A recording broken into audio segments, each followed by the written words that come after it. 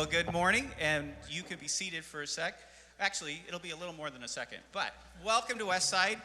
So, if you didn't know this isn't quite what we planned, but this is one of the things where, we do make our plans in the Lord, which means that, we do plan, but we hold the future and know that He holds the future. So, serendipitously, which means that God is in control of things in a good way. For more than a decade now, this would have been worship in the park, and then we decided that this year we'd try something new and we'd do worship in the parking lot. And there were a couple of reasons for this, and one of them was just as an opportunity to do a block party for our neighborhood right after the service and invite people to come. And I can share with you that in more than a decade of doing this, there's really only been one Sunday. Thank you. There's only been one Sunday where it was kind of cold outside. And I will say cold in this sense. If I was in Seattle, we might even call today a sunny day. But, since I moved here, it's the part where it's like, at some point in May, it kind of just stops raining. And then it doesn't rain for most all the summer. It's kind of amazing. I've dried out. Every once in a while I look forward to rain. Kathy, sometimes, very little. But that's the part where it's just like, now, so we've done this worship in the park, and then this year we're doing worship in the parking lot. And I can tell you that if I was dressed like this outside, I would start to feel cold.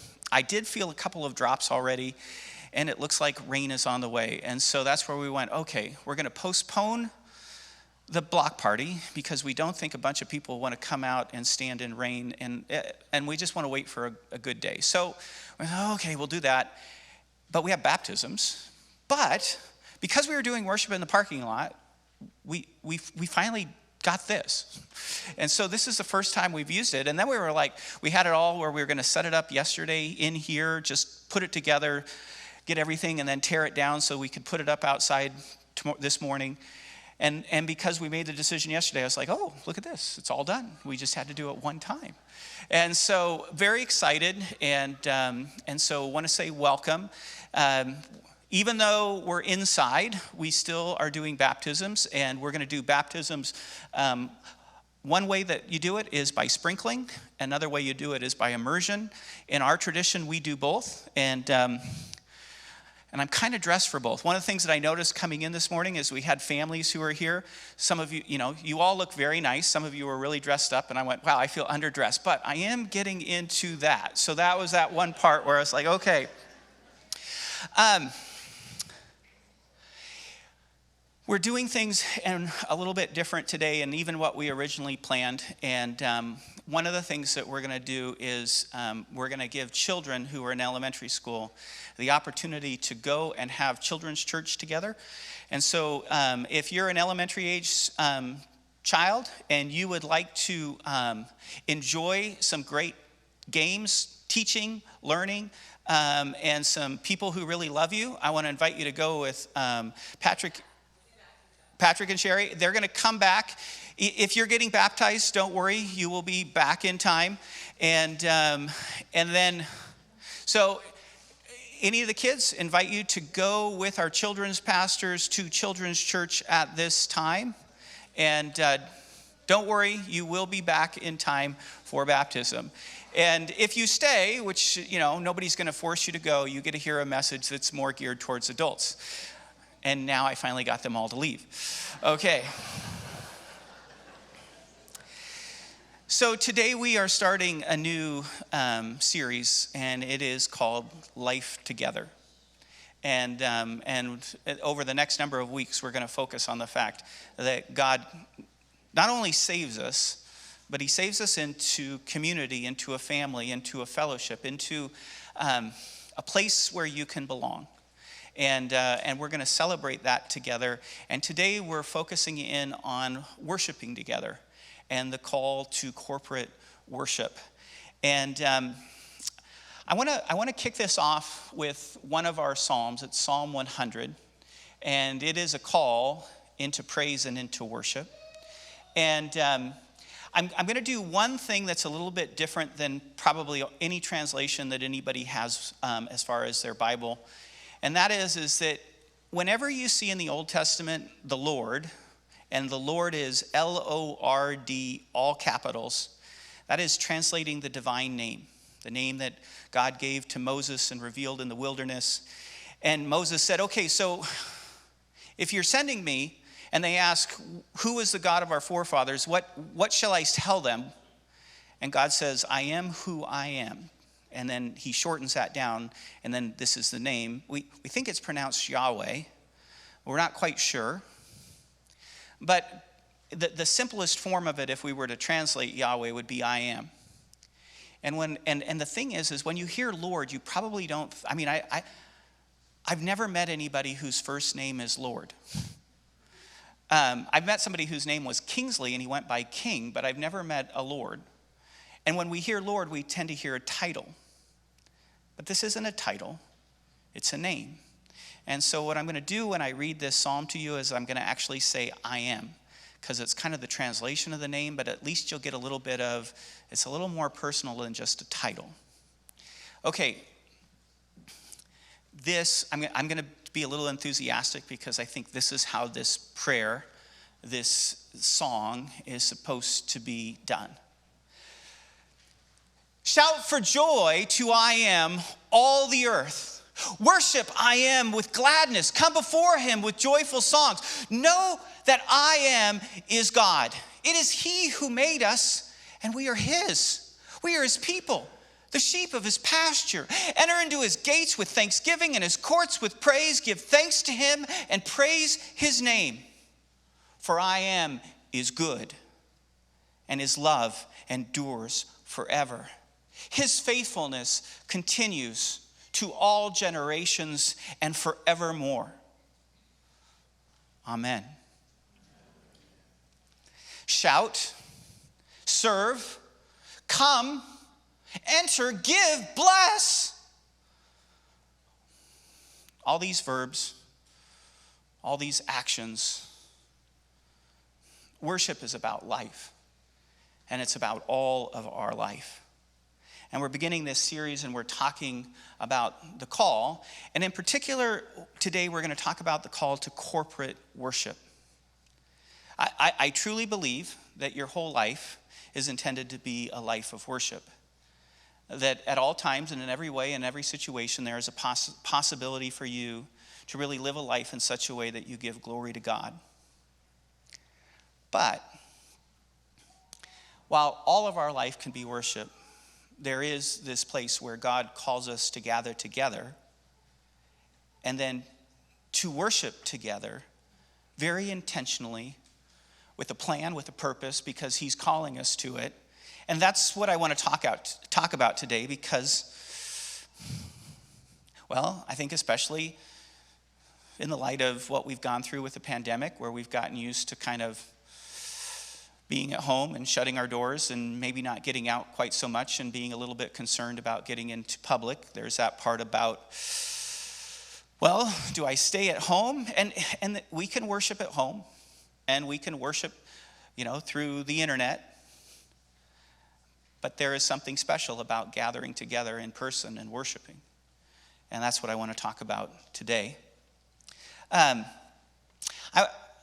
going to break this down as far as I'm going to give you two big ideas, and then I'm going to talk about three movements of worship. And I want to begin with the two big ideas.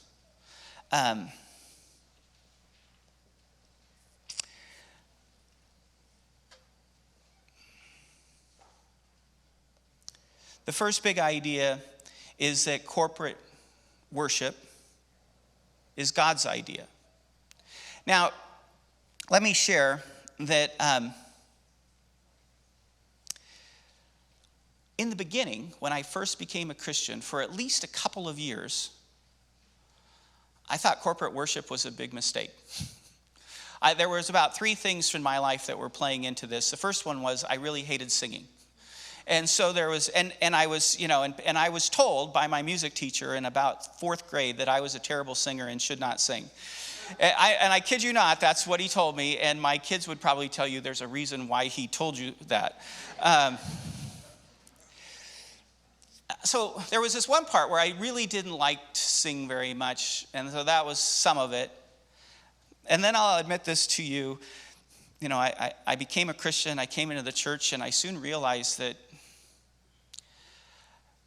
people can give me a headache. It's not always easy getting along with people, even in church. And there was this one part for a couple of years where I thought, you know, it sure seems like a lot better idea to wouldn't it be better if it was just me and Jesus on a mountainside and I didn't have to deal with people? And I'll tell you this last thing. If back in the 90s we had podcasts like today where you can just dial up people talking about the Bible, it would be, it'd be like a soul deal. Okay, I don't need to get together with people. I can get the teaching and this. Now, that's where I was for the first, in some ways the first couple of years of my life. And I want to tell you that my attitude has changed. I mean, you probably, well, you're a pastor. That's what you're supposed to say. It's true, now I'm in this place where most Sundays I get to come up here and I'm all excited and I get to help lead people into worship and I think it's great. I wasn't always there. And one of the things that I became convinced of is that this call to corporate worship is God's idea. The word church has a story to it. This is one of the things that I tell you about the Bible is a whole bunch of words in the Bible that we just kind of go, what exactly is that? There's pictures in the original. The word church, the most typical word, by far, hundreds of times it gets translated, is this word, and it means ecclesia. And the literal idea is it means you've been called out. And so the church are the ones who've been called out by God, but there's a story behind that calling out. And I already made a little bit of a reference to Moses. So when Moses was sent to Egypt to go and rescue his people from captivity, salvation had two parts. You guys are in slavery. Life is terrible. They killed your firstborns. God remembers his promises. He's coming to you. And he's going to deliver you out of captivity. But when God told Moses to go and speak to Pharaoh, what he told Pharaoh and what God was told to say is that we're supposed to go out into the wilderness so that we can worship our God. And God was calling the Israelites out into the wilderness for worship. And that calling out is where this word ecclesia comes from. And you see there's two parts here to this story of salvation. There's freedom from slavery, but now what do you do with yourself? And this is one of the reasons why I became a Christian, is because I became absolutely convinced that Jesus is calling us to life. And the life that we're called to is glorious, it's majestic, it's beautiful, it's wonderful, it's powerful. And the place that life is experienced is in worship. And the way that you experience that life is not all by yourself, but it's together with God's people. You're not alone. To be human is to be in relationship. It's to know love and beauty and joy and goodness. And we need one another. And so the very idea of the church, a community of people who are called out, as a community of people who are called out to worship together. And you'll hear this as you come into the church and you begin to really get into the Christian teaching is that you and I were made for worship. And I'm going to talk a little bit more about why we say that and what it means. But I want to begin with this idea. The first big idea is that corporate worship, what's going on right now, it's God's idea. There's good things that he has in store for us because we do this. Now, here's the second big idea. And this goes into the idea of this call to live our life together, to share life. Communion, fellowship, the experience of community, sharing your life together. It isn't just God's idea for us. It is the very way of God's life himself. And I'm going to give you a picture of this because I feel like there's something important being said here. Okay, so there's this big idea. Corporate worship is God's idea. He wants us to do it. He made us for it. There's that. But it's grounded in this idea that you and I were made for friendship, community, fellowship, sharing of life. And it's not just because there was an idea in God's head, oh, wouldn't it be nice if people got together? But this idea of sharing life together is grounded into the very nature of who God is. And originally, we were going to be outside, and you were all going to be part of this little experiment. But because we're much more bunched together, I need two brave individuals who are more than happy to come up on the platform with me and be a little silly. I'm giving you lots of fair play here. Come on. One more. Hey, Josh. Yeah, come on. Okay. Now, just so you know, what I'm sharing with you is deep theology. This is like, there's even a word for this. It's perichoresis, which is Greek. So, if it looks silly, there's at least good theology behind this. That's good to know. Good, isn't it good to know? Okay, so here's what we're going to do. So you guys hold hands, like right here. No, and then one hand, hold this hand and this hand. Now, put Do I this. look lovely in his eyes, or what? Exactly. Now put this hand on my shoulder and put that hand on my shoulder. Okay, because I got to hold the mic, so I got to talk. Now, just so you know, and now there's a little bit. If I really were to do this, okay, yeah, okay. So this is the actual picture where we're each looking at one another together. Here is one of the earliest pictures of trying to explain that our God is not only one God, but he is also the Father, the Son, and the Holy Spirit. And this is a deep conviction. This is what Jesus revealed. Not only does he have a Father who is God, but he himself is God. And yet this is the God of the Old Testament, and there is only one God. And it is a deep mystery of the Christian faith, and I'm not going to be able to explain it all, but I'm going to give you the highlight of it. When it says in the Bible that God created us in his image, and when it says that God created us as humankind, it says, let us create. And what we believe is that Jesus truly is God, but also the Father is God and the Holy Spirit is God. And from all eternity, the one God has existed not alone, not as a singularity, but as a triunity. They're united, they're bonded, but the Father, the Son, and the Holy Spirit are each distinct. And they love one another. And what happened was not God was lonely and said, oh, let's create some beings so that we won't be alone. But from all eternity, God has existed. And now I'm going to get a little silly with you. Okay. I gotta put this down. We're going to do something, and then I'll explain it. Okay. We're going to try to dance. Oh, you don't want to see that. I do. No. And so it's going to be like,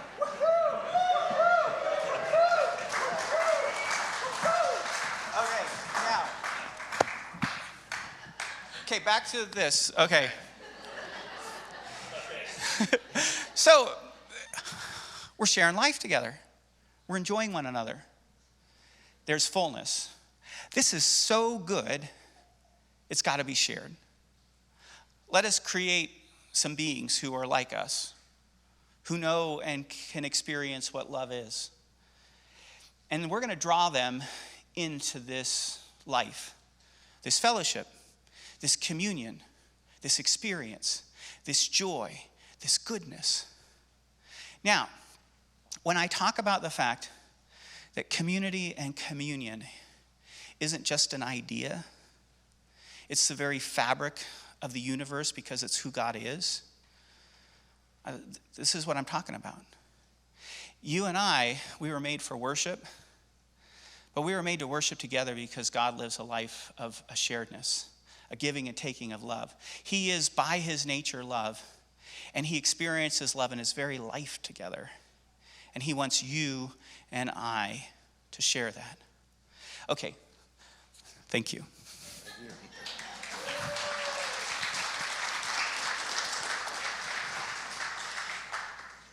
A little bit more of this good news. So, God opens up the hands of Jesus and the Holy Spirit to draw us into this relationship.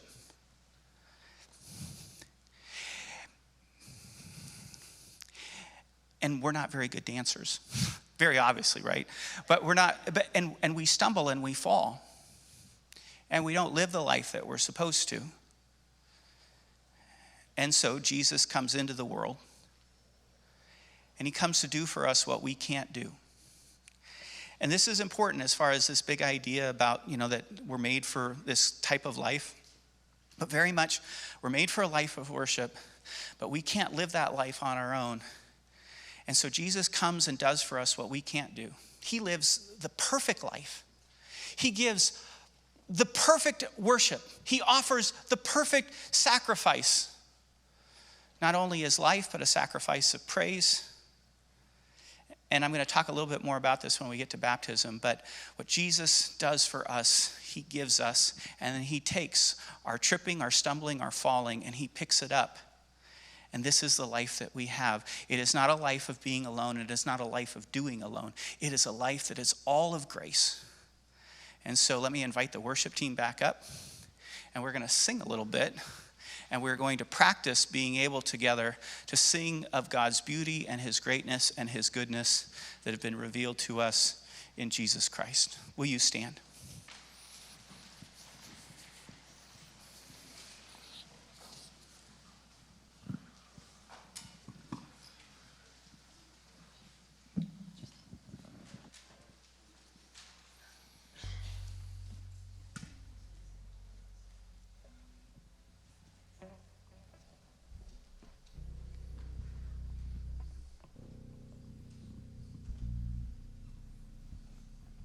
Make sure I pick the right song. Throw everybody for a loop up here if I don't. Where's Ralph? Oh, there he is. Thank you. Thank you for preparing us for being able to sing this morning and showing how worship is so integral to our life. We have the opportunity every Thursday to hear what Ralph is going to preach, and so we got him together on Thursday and heard his message, and we said, you know what? It might be good if we split this thing into 3 movements.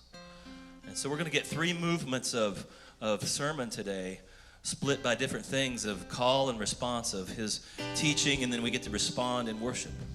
And so just looking out among you, the opportunity that we have to sing this morning. And this is an upbeat song, so you gotta get your hands ready. But this is a good one, so sing this out with us.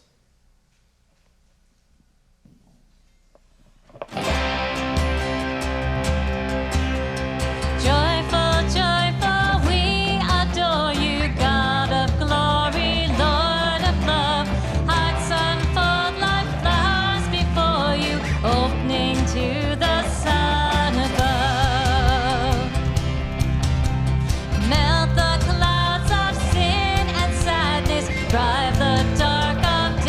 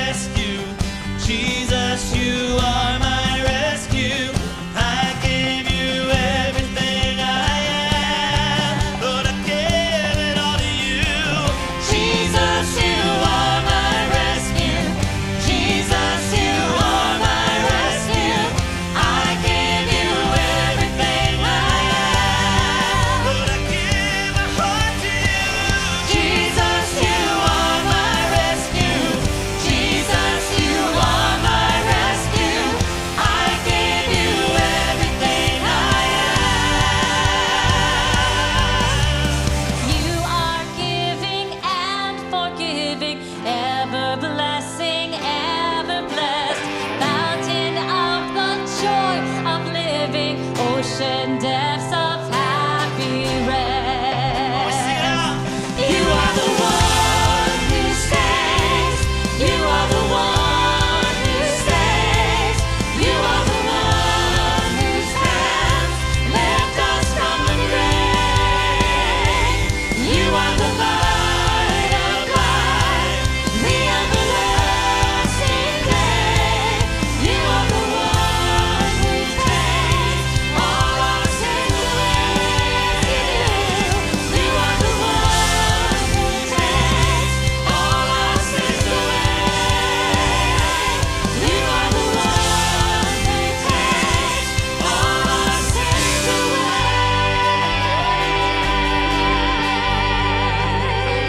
Thank you, Lord. Thank you, Lord. You are the one who takes our sins away, God. We want to sing of your goodness today. We want to sing of your love, sing of your mercy. Got a new song we're going to share with you this morning, get us to learn, begin to learn a little bit, where we celebrate the goodness of God.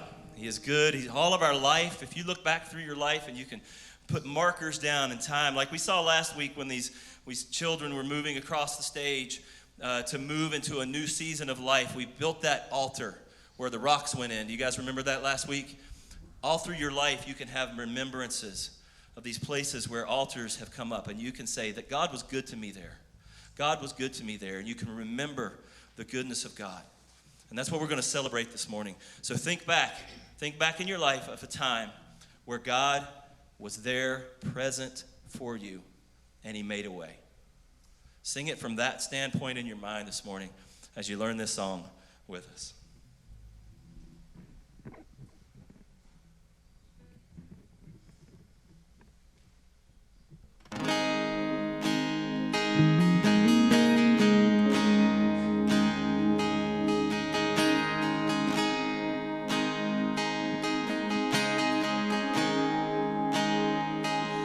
Love you, Lord.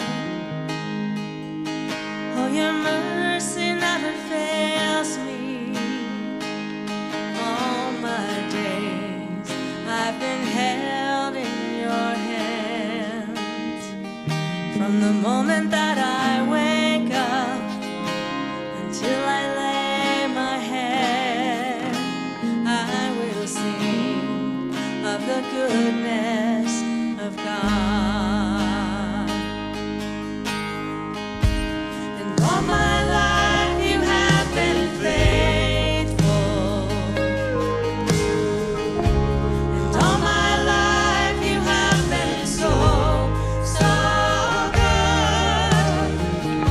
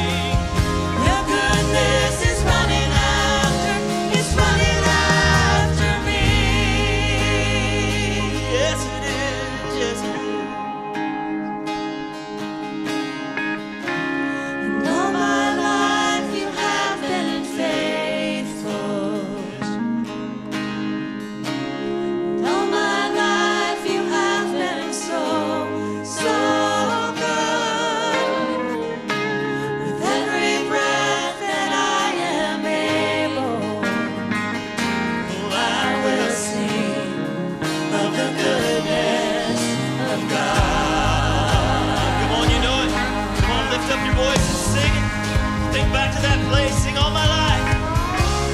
All my life you have been faithful.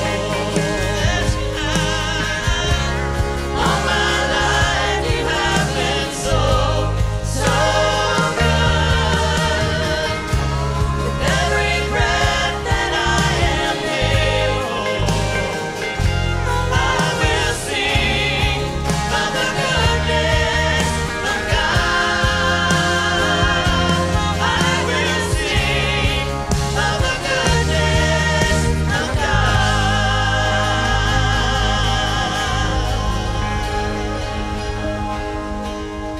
Amen.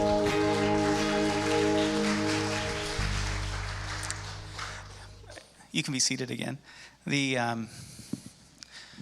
I said earlier that worship, we were made for it. It actually, because we're made for it, it's something that we will do. Worship literally means to express the worthiness of something. That there is a sense of verbalizing, but it doesn't just have to be with words, but it is look, and this is the most natural part of worship. It's the first movement of worship. It's an upward movement. A word that we could use would be to exalt. It is to lift up and to say how great something is. And the reality is that there's only one being in the universe who's truly worthy of all our worship devotion, who should be held up higher than everybody else, and it is the one true God. But there are things in all of creation that remind us and give us some idea of who God is, because everything in some way glorifies God, where we can look at it and go, look, there's something here. You know that about 20 miles outside of the Niagara Falls, there are places where you can begin to hear the roar of the waterfall? There is at its peak, about 3,298 metric tons of water cascade over those cliffs every second. And as you approach, you go, something's going on here. I got to check it out. And then you get closer and closer, and then you see. And it is so amazing that people actually get into a boat called the Maid of Mist. And they get as close as they possibly can so that they can hear. And it's so overwhelming, the rush of those waterfalls, and the spray coming on you. And it's majestic. It pulls something out of you. This is marvelous. On Sunday mornings, we gather before the majesty, the greatness, the goodness of God, to marvel, to wonder, to exalt, to lift up. This altar in Psalm 100 culminates and says that I am is good. That word goodness in Scripture, and it is one of the most common ascriptions to God. And the biblical idea of goodness is absolutely rich. It typically tops a list of, if we want to, God is good. But when I say that He's good, I mean He's absolutely good. I mean that there's no evil in it. I mean that, and the one of the big ideas of goodness is that He is good towards us. He brings goodness. He makes goodness. He causes goodness to happen in your life, in my life, in the world, in everything, because He Himself is good. And we would speak about this in the sense of beneficial. I mean, God brings life, goodness, absolute. And then there's this part where He's beautiful. He's desirable. Taste and see that the Lord is good. Now, the natural thing, you experience something that's really good. So last night, my children had the bright idea to make some chocolate chip cookies. And that's my favorite dessert. And I haven't had chocolate chip cookies forever. And they made the chocolate chip cookies, and I went out and I grabbed some cookie dough and I popped it into my mouth. And I was like, that's good. A cookie dough caused me to do that. I couldn't help myself. It just pulled it right out. You were made for worship. But in particular, you were made for God. And if you could see God, when you experience Him as He really is, the most natural thing in the world for us to do is in some way to worship, express. In that final verse where we hear this word, for I am as good, and his love endures forever. His faithfulness continues through all generations. The word for faithfulness there is chesed. And chesed is a special word in the Old Testament. It's a word that can be translated faithfulness, but it means covenant loyalty. What it really signifies is something like this, is that there is a relationship going on between two people. And in this relationship, there is one person who is stronger and greater. And in some way, this person has delivered or protects or is going to deliver and protect. But he doesn't, or she doesn't deliver or protect for selfishness. So what am I going to get out of this? I just saved you. What are you going to give me? But this one delivers and protects out of their kindness, out of their goodness, out of their commitment that says, I am for you, and I am with you, and I will never leave you, and I will never depart from you. And the psalmist is somebody who's sitting there and saying, this is our God. He's absolutely good. He's for us. He's with us. He's absolutely faithful. He's made these promises. You can put your trust in him.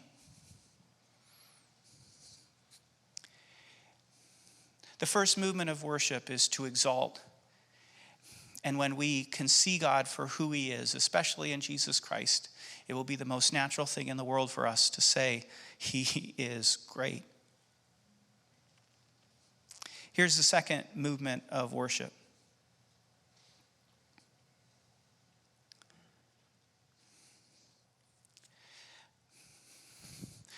There's this lifting up, but there's also this movement around, and I'm going to say around, and the other word that I could use here would be, if the first thing is to lift up or to exalt, the second part of worship, and this is God's idea of it, is that it's actually going to be good for all of us together because we're going to love one another, serve one another, and help one another. We're going to build one another up. You see, at the heart of worship is love, because God in his life has love, and he wants us to experience love. And so we're called to come to God and to know him, and if we know him, we'll love him, and we'll express that love, and we won't be able to contain it, and we will sing songs, and we will give words, but we will live for him. And the very first thing that God does when he says, okay, you want to follow me? Now I want you to go love one another, and the world's going to know that you're my disciples by the way that you love one another. And so when you gather and worship, one of the main things that I want you to do is I want you to live a life of love to one another. That's how you're going to glorify me. So in our worship services together, one of the things that happens is that we remind people about God. We come in and we know that we're going to get led in worship. We're going to have people. It's not all by myself. Sometimes I come in and I'm tired. I don't have anything left. Sometimes I've gone through a terrible week and I feel bad. And sometimes I need to be reminded about the truth of who God is and what he promised because I don't know it all. And I come into a place and there's other people and, we're all kind of in the same boat, but some days some people are doing better and some days people know something or God gives them a word and they speak it. When we sing these songs together, even in this psalter, there's this part where the person leading is sitting there and saying, okay, who can actually come into the presence of God? All the earth, all of you are wanted. God wants every one of you to what? To know him. Yeah, but is it okay for me? Yes. I want you to enter into the gates of the temple. You are invited. You are welcome. And there's this part where this worship leader is helping everybody else come in and know, I have a place here. We sing some of these songs together. But it's not just in our singing. It's in the very way that we live our life together. We help one another. If we see a brother or sister in need, we don't just callously do nothing, but we're going to act, we're going to do something, we're going to support, we're going to encourage. One of the ways that we live that out together is through prayer. And we know that we can pray together, and when we pray together, there is power in our prayers because God's people are gathered and he can hear us all, and we're all saying in a unified voice, God, help, love, serve. Wherever 2 or 3 are gathered, there the church is. So I'm gonna now, if you're not a regular member of Westside, what I'm going to do right now is not something that we normally do in this service, but it just lent itself so well to today. We're going to pray for one another in small groups of 3 or 4. Remember the picture of the hands? Now, if you are completely uncomfortable, you can just say, I'm just going to sit here and pray by myself, and we will respect that.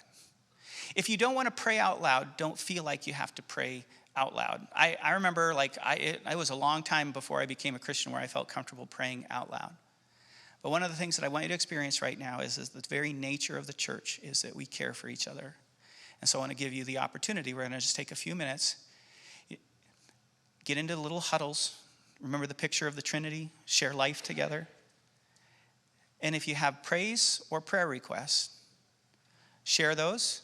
One person, if you don't even have time to pray, just know that you can pray later, but I'm going to give you 3 minutes. So nobody gets to do long-winded prayers.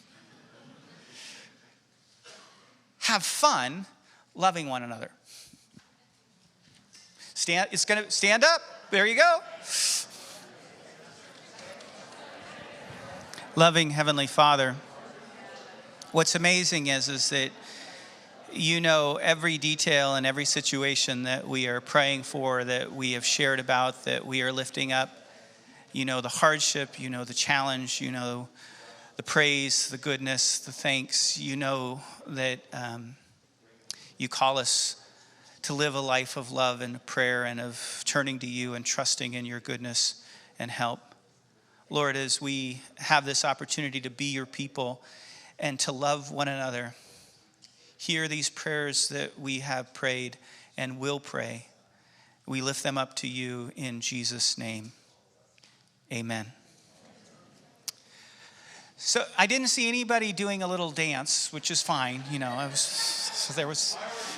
you already did, Ernie, that's true. I will say, though, from my perspective, it was quite beautiful to see. You know, I mean, that's the part of gathering together and being able to see one another and get to know one another and to share life together and to care for one another. I mean, this is what God has planned. And the final movement of worship, exalt upward, around, build up. The final movement is outward. It's to be witness. It's that God calls us to be his people so that we might give a testimony to the world. Here's our God, here's his goodness, and here's the life that he gives us so that the whole world might come and be a part.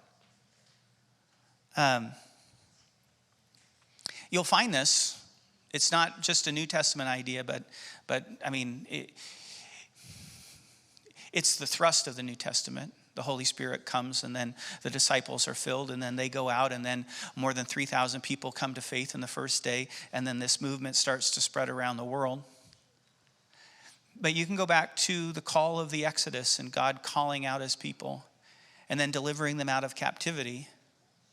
And God sits there and he shares a plan. I'm going to be your God and you're going to be my people. And I'm going to bless you. And the world is going to see the way that we live together, the life that you have. And they're going to come. There's no other God like this. There's nothing else like this. And there is a power that is present as far as, when I first was kind of coming, I was starting to hear the message of the gospel. I was a college student, and I got invited to a college fellowship.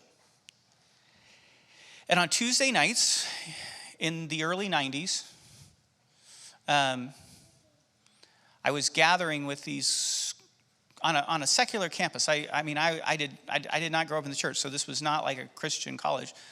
There were 350 college students gathering on a Tuesday night at this church building worshiping. And I remember going in like the first time going, why are these people doing this? I mean, don't they realize that Wonder Years is on right now? I mean, what's going on? This makes no sense.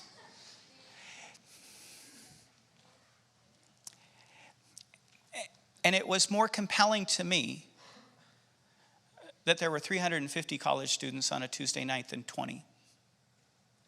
It was like, wow. And then I remember this. This was, there would be this part where they'd have like a couple of people come up at the beginning and welcome people and have a little funny thing and stuff like that. And then we'd go in and we'd sing a couple of songs, and then the speaker would come up and speak. And then right after the message, there would be like this time where people would like be responding, and the lights would get dark and people would bow their heads, and there would be like a contemplative song that would be more slow. And I'm looking around because I'm not praying because I'm not there.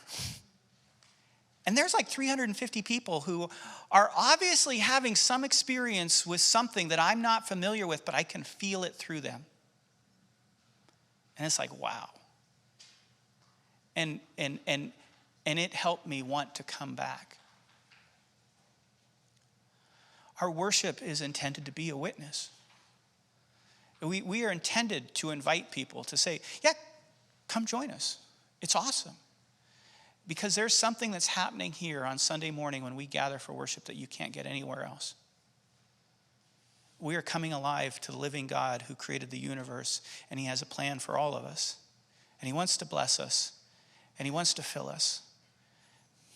And we celebrate that, and every once in a while we experience it, and we give testimony to it, and lives are changed. And it just so happens that today we get to do one of our big celebrations together. We get to baptize. And